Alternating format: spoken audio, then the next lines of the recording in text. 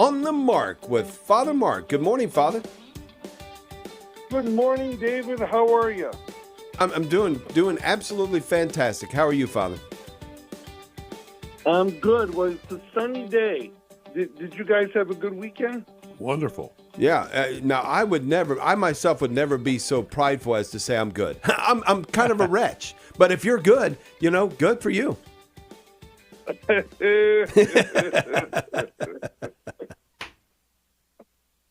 Sorry. So, gosh, I know a lot going on. This weekend. Yesterday, of course, we had this special time that we got to celebrate the feast of the Exultation of the Cross.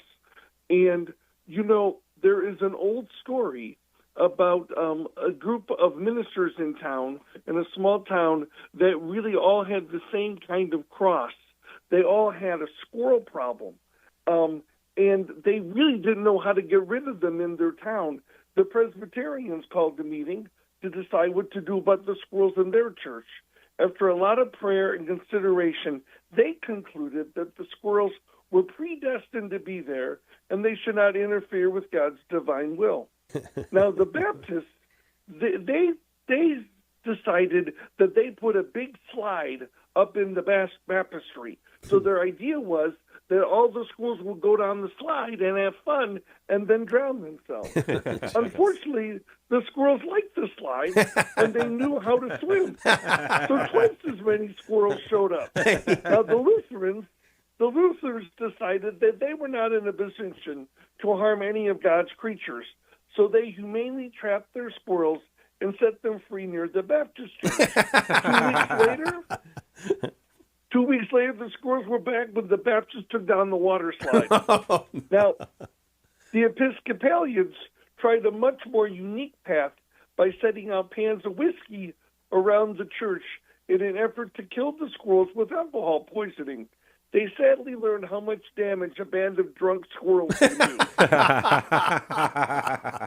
Oh, my goodness.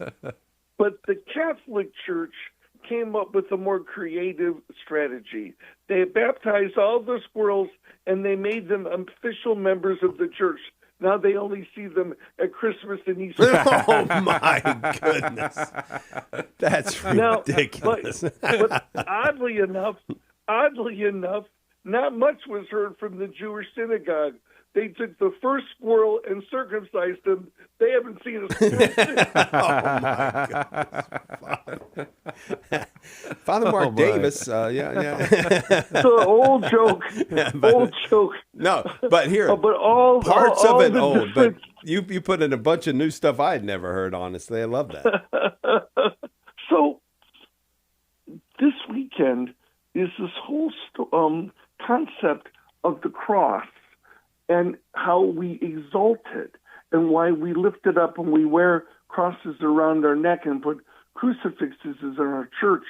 And Bishop Barron always talks about people at Jesus' time would have thought this so odd because the cross was the symbol that the Romans used to terrify everybody and say, pretty much, don't mess with us or this will happen to you. But for us, the cross is a sign of victory because it shows that it didn't defeat Jesus.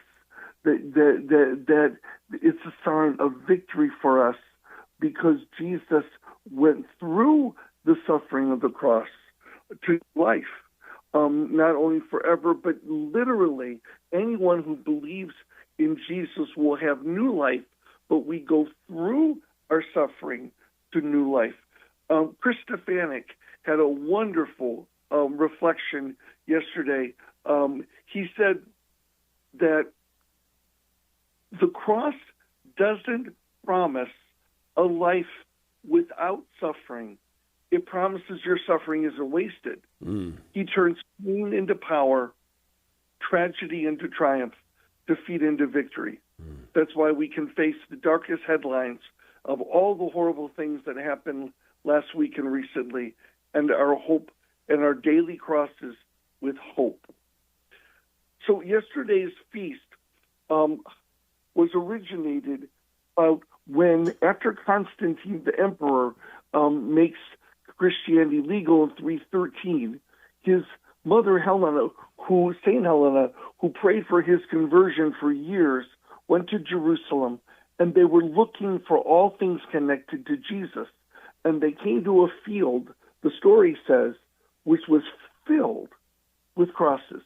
So Father Carlo Martins has a collection of relics that he takes around the country, and he tells the story that they had a man who was dying, and one by one they placed him on these different crosses. And when they came to the true cross, the man literally was healed, mm-hmm. and they knew that was Jesus' cross. And they brought it back to Rome. It was stolen by the Persians and then returned in the 600s. And it's now in the Church of the Holy Sepulchre in Jerusalem. But now what I think is interesting is that the true cross of Jesus brings healing. See, sometimes we pray and God does take our trials and our sickness away. But sometimes we are supposed to go through things in order for God to heal us. It isn't wasted. There are certain things in life, and part of our crosses in life are to be able to help us to go through it in order to come out the other end, for God to bring us healing for ourselves, our family, for others, and for the world. And I think that's what makes Christianity so special, is that we don't believe God makes our life easy or perfect, but that we trust God and his providence in the big picture, that we go through the sufferings in this world to new life. And that if we live our life at a deeper level, connected to God, so the ups and downs of life don't matter as much, because we know where we're rooted, and we know that God will get us through anything, because I can do all things and God will give me strength. So I can watch the Notre Dame game and as a Notre Dame grad and have to go all those ups and downs, and I go, that reminds me of my life, and I'm rooted in my identity is deeper than my team or my college or things that happen to me and what the weather is, because I know that I can do all things in God who gives me strength. And speaking of Notre Dame, Our Lady, and this special memorial today, I know you have a closeness with her. Father, any closing thoughts regarding Our Lady? Well, my closing thought would be, join us at 7 p.m. tonight at the Holy Family Center, St. Patrick's, for beginning of Practicing the Way, which is an 8-part series about how we can have tools in our life to be able to have a closer relationship with God. I love it. Love it, love it, love it. Thank you. Father Mark Davis. Have a wonderful day. God bless you, everyone. Thank you so much. We appreciate that.